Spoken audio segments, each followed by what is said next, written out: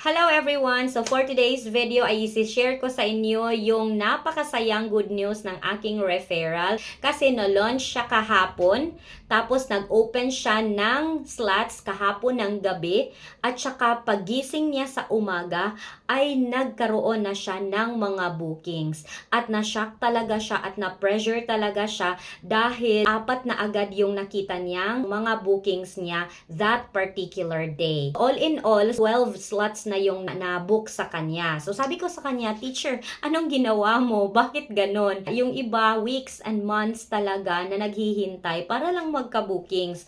So ang sabi niya ay, for example, ngayon siya na-launch, nag-open agad siya ng mga slots that night. Nag-open siya ng marami, 150 slots talaga for the said cut-off. Almost lahat yun peak hours at saka mayroon naman siyang authority na mag-open ng AOS. Kaya yun, nag-open siya agad ng AOS. Yun, na-pressure agad siya pagka morning, pagtingin niya sa kanyang my page yun. Marami na siyang mga students. So sabi ko sa kanya, ang galing naman teacher. Pero ano pang ginawa mo aside from opening many slots? Kasi kapulutan natin siya ng hugot para naman i-practice ng ibang mga newly launched teacher para naman agad silang magka-bookings. Ito pa yung ginawa niya. Nag-answer agad siya ng mga learning hubs. Parang 4 agad yung natapos niya sa learning hubs. So, ngayon siya na-launch, nag-accomplish siya ng 4 na learning hubs. Kinabukasan, yun, nagka-bookings na siya agad. Yun, ang saya-saya ko kasi, of course, I am also learning from my referrals and congratulations, Teacher Divine,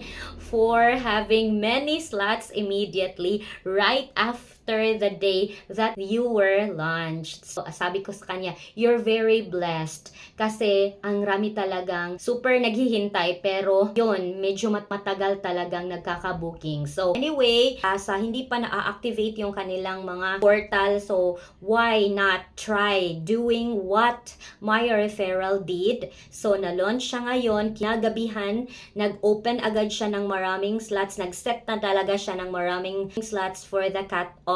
Tapos nag-answer siya ng mga learning hubs, nag-open rin siya ng AOS at yun, nagka-bookings talaga siya kinabukasan. So try nyo po mga newly launched teacher kung effective ba yung nangyari sa referral ko sa inyo naman na case. So I hope na napulutan rin ninyo ng example yung nangyari sa referral ko and I hope it will also happen to you na magkaroon kayo ng maraming bookings right after na na-launch kayo. Sabi niya, yung latest namin na chat na every time na nag-o-open siya, parang nadadagdagan. Hindi naman niya lubos akalain na magkakaroon agad siya ng mga bookings. So sabi-sabi nga ng marami na matagal talagang magka-bookings. Pero hindi nangyari yon sa kanya. So always remember that case-to-case po yung mga teachers natin dito sa 5-1 Talk.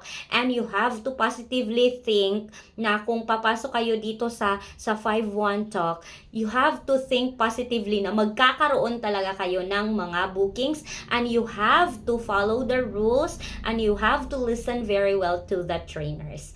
So that's all for today. And if you want me to be your referral, just message me, okay? So don't forget to message me if you feel like you like me to be your guide. Or you may click my referral link immediately and then fill up the forms, then I will try to reach you out. That's all for today. Thank you so much and bye-bye!